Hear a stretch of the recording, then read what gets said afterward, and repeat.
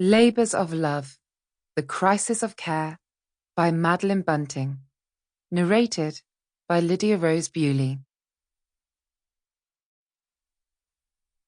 Author's note. The proofs for this book arrived at the same time as the global COVID-19 crisis erupted. London had fallen deathly silent, except for the wail of sirens. Our household, like many others, was in quarantine after my daughter had fallen sick. In ways beyond my wildest imaginings, the themes of this book had been thrust to the forefront of everyone's minds.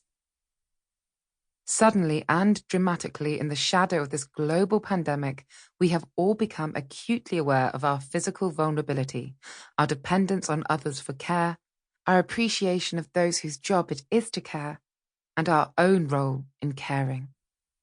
Over the last 5 years of research, I have been investigating a quiet crisis buried in individual lives.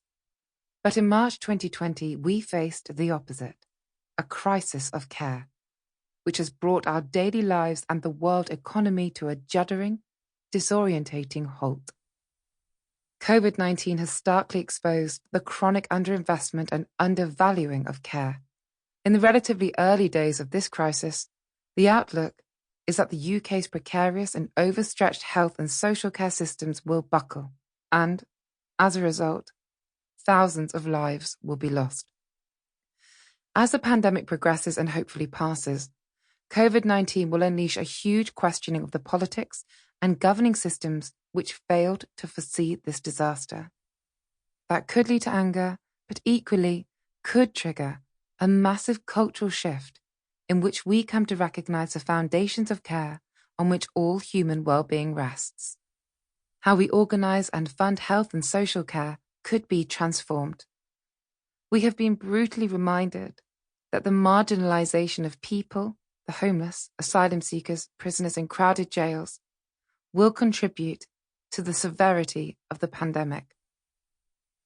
For the first time ever in human history, no one is immune. Every human being is in this together. The tragedy is that it has taken a disaster to understand our commonality.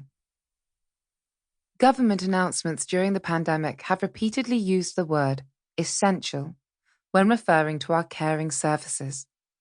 As we experience multiple restrictions on our daily life, we are learning fast the meaning of that word.